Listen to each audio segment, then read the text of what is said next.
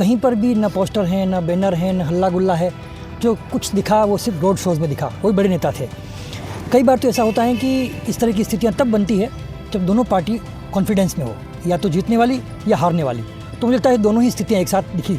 जो कांग्रेस का जो स्ट्रक्चर वर्किंग है वो बहुत कमज़ोर है। और इस बार जितने युवाओं ने ज़्यादा से ज़्यादा बढ़ चढ़कर वोट दिया है, वोटिंग की है, उसका सीधा उनके आत्मिक जुड़ाव ये है कि भगवान राम मंदिर का जो मंदिर बनवाया है, भगवान राम का मंदिर, उसको लेकर मोदी के पक्ष में अधिकाधिक जो वोट दिया गया वो मोदी के नाम पे दिया गया। क्योंकि ऐसा पहली बार देखा गया भारतीय लोकतंत्र में कि एक ही चेहरा लगातार तीसरी बार सिर्फ सिंगल चेहरा है। मतलब कर्नाटक में देखेंगे, महाराष्ट्र में देखेंगे, गुजरात में देखेंगे, राजस्थान में देखेंगे, कैंडिडेट को जानते ही नहीं है। पूरे देश को 4 जून का इंतजार है, क्योंकि उस दिन देश में सरकार बनने वाली है।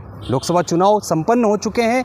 अब उदयपुर, मेवाड़ और वागड़ की जो लोकसभा सीट है, यहाँ पर क्या समीकरण रहे, किस तरह की स्थितियाँ बन सकती है और किसका पलड़ा भारी हो सकता है, उसको जानने के लिए हमारे साथ में आज उदयपुर के वरिष्ठ पत्रकार हैं जिनसे बात करेंगे। सबसे पहले मोहनलाल सुखाड़िया यूनिवर्सिटी उदयपुर संभाग की सबसे बड़ी, यहाँ पे जर्नलिज्म विभाग के हेड ऑफ डिपार्टमेंट है कुंजन जी आचार्य सर, डॉक्टर कुंजन जी आचार्य सर। सर, क्या स्थितियाँ बन सकती है? चुनाव गए, दूसरे चरण में हमारे यहाँ पर चुनाव हुए हैं, क्या स्थितियाँ बनेगी उदयपुर और राजसमंद लोकसभा सीट की? देखिए, मुझे लगता है कि इस बार जो चुनाव प्रचार था बहुत फीका चुनाव प्रचार था। इतने वर्षों में कभी भी ऐसा नहीं देखा गया कि कहीं पर भी ना पोस्टर हैं, ना बैनर हैं, ना हल्ला गुल्ला है। जो कुछ दिखा वो सिर्फ रोड शोज़ में दिखा। कोई बड़े नेता थे। कई बार तो ऐसा होता है कि इस तरह की स्थितियाँ तब बनती है जब दोनों पार्टी कॉन्फिडेंस में हो, या तो जीतने वाली या हारने वाली। तो मुझे लगता है दोनों ही स्थितियाँ एक साथ दिखी। जो सबसे चिंताजनक मामला था वो था वोटिंग परसेंटेज का। पहले दौर में आपने देखा होगा कि वोटिंग परसेंटेज कम हुआ, तो दूसरे दौर की जो वोटिंग उदयपुर में हुई, उदयपुर राजस्थान में हुई, उस समय न सिर्फ कांग्रेसी, बीजेपी, बल्कि प्रशासन भी जाग गया और वोटिंग परसेंटेज के लिए बहुत जोर लगाया। इसके बावजूद उतना नहीं जब पहुंच पाए जितना पहुंचना था। तो मुझे लगता है कि इस बार वोटिंग परसेंटेज का मामला बहुत बड़ा खेल करने वाला है। उदयपुर में कांग्रेस से ताराचंद मीणा IAS अधिकारी 3 साल तक कलेक्टर उदयपुर में रहे कांग्रेस के प्रत्याशी, और भाजपा के मन्नालाल रावत 5 साल तक उदयपुर में रहे। क्या स्थितियाँ है दोनों की, क्या बन सकती है सर? देखिए, दोनों ब्यूरोक्रेट हैं और मुझे लगता है कि इस चुनाव में कहीं पर भी किसी चेहरे को वोट नहीं दिया गया। जो वोट दिया गया वो मोदी के नाम पे दिया गया। क्योंकि ऐसा पहली बार देखा गया भारतीय लोकतंत्र में कि एक ही चेहरा लगातार तीसरी बार सिर्फ सिंगल चेहरा है। मतलब कर्नाटक में देखेंगे, महाराष्ट्र में देखेंगे, गुजरात में देखेंगे, राजस्थान में देखेंगे, कैंडिडेट को जानते ही नहीं है। मैं जयपुर में जब एग्ज़िट पोल हुआ था, तब मैं एग्ज़िट पोल की एक टीम के साथ में था। तब हमने पूछा लोगों से कि भाई आपका कैंडिडेट कौन था, तो महिलाएं जानती नहीं कौन कैंडिडेट था, हम मोदी को जानते हैं सिर्फ। तो ऐसा मुझे लगता है कि बहुत वर्षों में ऐसा होता होगा। तो यहाँ पर भी मन्नालाल जी और ताराचंद जी के जो चेहरे का जो जहाँ तक सवाल है, मुझे लगता है कि भारतीय जनता पार्टी में तो मोदी के नाम पे वोट गया है। कांग्रेस, चूँकि ताराचंद जी ने यहाँ रहते हुए बहुत सारे काम किए हैं, कोटला के क्षेत्र में बहुत सारे कामकाज किए हैं, और चूँकि ST का जो एक मजबूत चेहरा माना जा सकता है, चूँकि पूर्व मुख्यमंत्री के नज़दीक भी रहे हैं, तो उनको एक लाभ मिलता इस वजह से दिखा कि वो इस क्षेत्र के जो कामकाज के विकास के जो थे हिस्से, उसमें भागीदार बने थे। लेकिन अभी तो मुझे लगता है कि भारतीय जनता पार्टी की जो लहर है वो तीसरी बार, मतलब तीसरी दौर में प्रवेश कर रही है। तो यहाँ तो फायदा मुझे बीजेपी को तो दिखता है। अच्छा, राजसमंद सीट पे पूर्व राजघराने में पूर्व राजघराने की बहू मैदान में उतरी, और कांग्रेस की तरफ से पहले तो प्रत्याशी ने टिकट लौटा दी, फिर दूसरे आए हैं। तो क्या वहाँ पर क्या स्थिति बनेगी? राजपुर बहुत सेट है। देखिए, राजसमंद में तो मुझे लगता है कि भारतीय जनता पार्टी क्लियरली निकल जाएगी। ऐसा इसलिए भी क्योंकि मतदाताओं में किसी भी प्रत्याशी के प्रति एक चेहरा उभर के आता है। कांग्रेस के पास कैंडिडेट नहीं थी इस बार। कितनी हास्यास्पद स्थिति है। मतलब बड़े बड़े कॉन्स्टिट्यूंसी में आप ढूंढाड़ में देखेंगे तो 2 लोगों ने टिकट लौटा दिए। मेवाड़ में पहला टिकट ऐसा हुआ। आप देखिए, सुदर्शन सिंह रावत ने टिकट लौटाते हुए कहा कि मुझे पूछा नहीं गया। तो इससे बड़ी और क्या चीज़ हो सकती है? तो कांग्रेस के लिए ये एक बहुत सेटबैक हो सकता है। नंबर 2, महिमा कुमारी जो हैं वो राजघराने से जुड़ी हुई हैं, और उनके जो पति हैं वो भी नाथद्वारा से रिसेंटली MLA बने हैं। तो इसका सीधा फायदा, क्योंकि नाथद्वारा कॉन्स्टिट्यूंसी राजसमंद की हिस्सा है और राजपूत बहल भी है।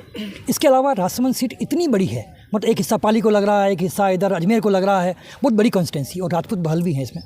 तो मुझे लगता है कि यहाँ तो स्पष्ट तौर पर, और भारतीय जनता आज भी राजघरानों के प्रति बहुत सम्मान की दृष्टि से देखती है, क्योंकि ये जो घराना है ये महाराणा प्रताप का घराना है। तो मुझे लगता है कि वो सम्मान का भाव अंतर्निहित है और इसका फ़ायदा राजसमंद सीट पर तो सीधा सीधा होता दिखता है। जैसे विधानसभा सीट जो नाथद्वारा की है, पहली बार उतरे विश्वराज सिंह जी और सीपी जोशी दिग्गज नेता को रहा है। बिल्कुल, ये सबसे बड़ी चीज़ है कि विश्वराज सिंह जी का कोई फैमिली पॉलिटिकल बैकग्राउंड नहीं है, पहली बार चुनाव लड़े हैं, लेकिन इतनी मेजोरिटी के साथ जीतना ये बहुत आश्चर्य का विषय है, राजनीतिक पंडितों के लिए आश्चर्य का विषय है। तो मुझे लगता है कि ये आश्चर्य अगर पत्नी के साथ रिपीट हो लोकसभा में तो आश्चर्य नहीं निर्वाण का सम्मान पूरी तरह से पूरी रहेगा। बिल्कुल। प्रकाश जी शर्मा हमारे साथ में वरिष्ठ पत्रकार हैं। उदयपुर लोकसभा सीट ताराचंद जी वर्सेस मन्नालाल, आरटीओ और आईएएस अधिकारी, क्या स्थितियाँ देखते हैं चुनाव की जो अभी तक निकली है? देखिए, पिछले 2 चुनाव जो हुए हैं उसमें भारतीय जनता पार्टी ने गेन किया। भारतीय जनता पार्टी के जो प्रत्याशी अर्जुन लाल मीणा जो जीते आए हैं। अभी जो ट्रेंड जो चल रहा है उदयपुर में, जो परसेंटेज है 66% जो है वोटिंग हुई है, तो लगभग ये ट्रेंड उदयपुर में पिछले कई चुनावों से रहा है कि यहाँ पे एक तो ये आदिवासी बहुल एसटी की सीट है, एसटी ही यहाँ पे आरक्षित सीट है, तो लगभग 60% जो है वो यहाँ पे आदिवासी शेड्यूल ट्राइब और वो लोग वोटिंग करते हैं उसमें। और जो ट्रेंड देखा गया है, ये जो 60% जो है वो तीनों मतलब अगर पिछले 2 प्रत्याशी थे भारतीय जनता पार्टी और बीजेपी, तो इनमें डिस्ट्रीब्यूट हो जाता था, और अभी 3 प्रत्याशी हो गए हैं। बाप का जो प्रत्याशी वो बहुत दमदार तरीके से वो भी उतरा है, और तो ये जो 60% है ये जो है वो ये बटेगा, लेकिन इसमें भारतीय जनता पार्टी को इसमें बढ़त रहेगी। पिछले जो चुनाव विधानसभा के जो देखे गए हैं उसके और लोकसभा चुनाव जो देखे गए उसमें भारतीय जनता पार्टी को बढ़त मिलती रही, और इसमें भी बढ़त इसमें मिलेगी। तो फर्स्ट तो आ गए, सेकंड 40% जो बचा है उसमें जो है वो 25% जो है सामान्य जो है वो सामान्य वर्ग के जो लोग हैं, और वो पूरी तरीके से ज़्यादातर जो है वो भारतीय जनता पार्टी के पक्ष में उनका वोटिंग होता आया है। तो उदयपुर शहर है, जैसे उदयपुर ग्रामीण है, सलूम्बर है और गोगुंदा है, जाडोल है, यहाँ पे भारतीय जनता पार्टी को बढ़त मिलेगी। और जो दरियाबाद है और आसपुर के जो क्षेत्र हैं वहाँ पे जो बाप का जो प्रत्याशी है निश्चित तौर पे उसको, और एक गणित और बताता हूँ, पिछले चुनाव में बीटीपी का प्रत्याशी खड़ा हुआ था, तो पूरे उस चुनाव में सिर्फ उनको 53,000 वोट उनको मिले थे। लेकिन अभी का जो पिछले विधानसभा का जो अपन आंकड़े निकालते हैं तो बाप ने बहुत ज़्यादा वोटिंग हासिल, 3 लाख से ऊपर इनको 8 विधानसभा के अंदर वोटिंग मिली है। तो मुझे एक आशंका ये भी हो रही कि कहीं पे जो कांग्रेस का जो प्रत्याशी है वो फिसल नहीं जाए और उससे उलटफेर हो सकता है। उलटफेर भी हो सकता है।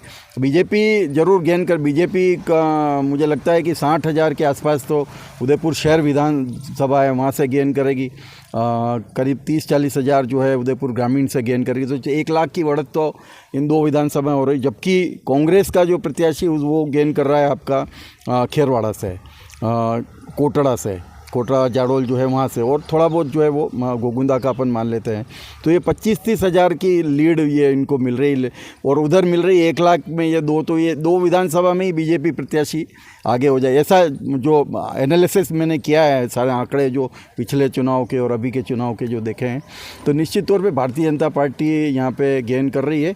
और उलटफेर ये हो सकता है कि कांग्रेस और भाजपा के बीच में जो टक्कर है उसमें कई उलटफेर जो सोचा जा रहा है वो उससे अलग कहीं निर्णय नहीं आ जाए वो। सर, उदयपुर और राजसमंद दोनों लोकसभा सीट में, राजसमंद में 8 विधानसभा, 8 में भाजपा, यहाँ पर 5 में भाजपा, तो इसका फ़ायदा कहीं पहुँचता है इनको? बिल्कुल सही कहा आपने कि अपने इस क्षेत्र के अंदर राजसमंद हो चाहे उदयपुर हो, भारतीय जनता पार्टी काफ़ी प्रभावी है। भारतीय जनता पार्टी का जो स्ट्रक्चर काम करता है वो 24 घंटे काम करता है, जबकि उसके मुकाबले कांग्रेस का स्ट्रक्चर बहुत बिखरा हुआ है। आपने देखा होगा कि भारतीय जनता पार्टी पे यहाँ शाह का भी रोड शो हुआ, और भी लोग आए, मोदी जी की जनसभा भी हुई, चाहे वो बॉर्डर लाइन पे हुई वो एक अलग बात है, मगर हुई, जिसका प्रभाव योगी भी आए वल्लभनगर, योगी भी आए वल्लभनगर में। तो इस तरह से अपन देख सकते हैं भारतीय जनता पार्टी बहुत एक्टिव है, जबकि कांग्रेस की तरफ से सिर्फ अशोक गहलोत ने एक रिसोर्ट में मीटिंग ली, ये तो आपके सबके सामने है। उसमें भी जो कांग्रेस का जो स्ट्रक्चर वर्किंग है वो बहुत कमज़ोर है कांग्रेस। और दूसरी चीज़ एक बात बताऊँ, मेरे कुंजन जी ने बात की मोदी जी का चेहरा, प्रकाश भाई ने पूरे अपने एनालिसिस वोटिंग का बताया, मगर जो चुनाव में मेन चीज़ होती है वो मुद्दे होते हैं कि आप किस मुद्दे पे चुनाव लड़ रहे हैं, कौन सा मुद्दा प्रभावी है। तो ये एक तरह से कह सकते हैं कि मुद्दा वही चुनाव है, और जो अभी लगातार अखबारों में छप ही रहा है कि मुद्दे लगातार चेंज होते रहे हैं। फर्स्ट चरण में अलग मुद्दा था, सेकंड में अलग था, थर्ड में अलग था, अब चौथे के बाद के लिए तो हिंदी मुस्लिम की जो जनसंख्या ऊपर नीचे हुई है वो नया मुद्दा और आ गया। ये मैंने एक जगह और भी कहा था कि मुद्दे सातों लोग जो चरण होंगे उसमें अलग अलग चेंज होंगे। अब उदयपुर की विधानसभा की अपन बात करते हैं तो आपको याद होगा कि ताराचंद जी जैन ने एक प्रेस कॉन्फ्रेंस की थी चुनाव से 3-4 दिन पहले, और उसमें उन्होंने काम को गिनाया था और आगे बढ़ाने के लिए कहा था। प्रमोद सावंत ने जो ताराचंद जी पर निजी हमला किया वो भी बहुत ज़्यादा लोगों को दिमाग में उतरा। उसके अलावा शिरमाली जी ने अपने समय के जो काम गिनाए, या कटारिया जी के समय पे जो काम हुए, उसको कामों को लेकर भी भारतीय जनता पार्टी आम जनता के बीच में गई है। बाकी तो जो आपने विधानसभा का एनालिसिस किया वो बिल्कुल सही है कि भारतीय जनता पार्टी बहुत ज़्यादा विधानसभाओं में आ गई है, तो उसका प्रभाव नेचुरली भारतीय जनता पार्टी को मिलेगा। बाकी बीटीपी और कांग्रेस की स्थिति को लेकर तो भाई प्रकाश जी ने बहुत डिटेल एनालिसिस कर ही दिया। तो मेरे हिसाब से भी भारतीय जनता पार्टी की स्थिति यहाँ पर अच्छी है, और जिस तरह से प्रेस कॉन्फ्रेंस हुई यहाँ पे और जिस तरह से मुद्दों को फेंकने की कोशिश की गई भारतीय जनता पार्टी, वो भी प्रभावी था। उसका कोई काट कांग्रेस की तरफ से नहीं आई, ये भी एक दुखदाई है। कम से कम आप उसका काट तो करते, उसका बताते तो सही। कोई भी प्रत्युत्तर कांग्रेस की तरफ से नहीं दिया गया।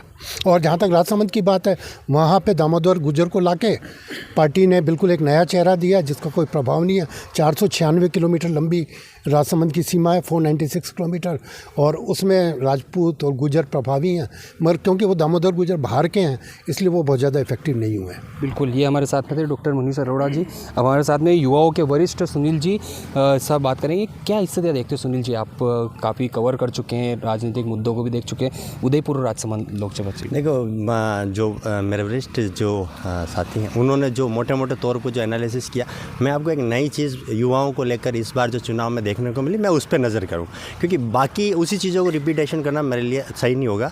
इस बार जो युवाओं को सबसे ज़्यादा प्रभावित करने वाली चीज़ थी वो थी राम मंदिर।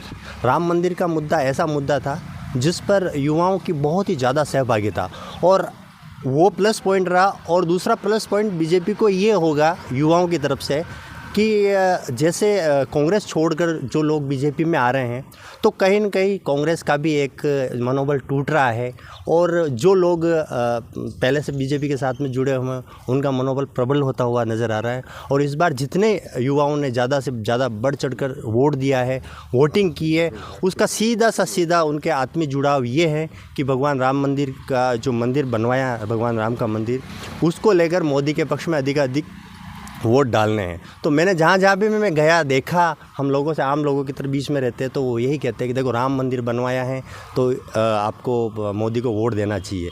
तो कहीं न कहीं हम ये लहर नज़र आती हुई नज़र आई। और उदयपुर की अगर हम बात करें तो उदयपुर में कांग्रेस वाकई में जो मुनीष जी ने बोला कि बिखरी हुई नज़र आई।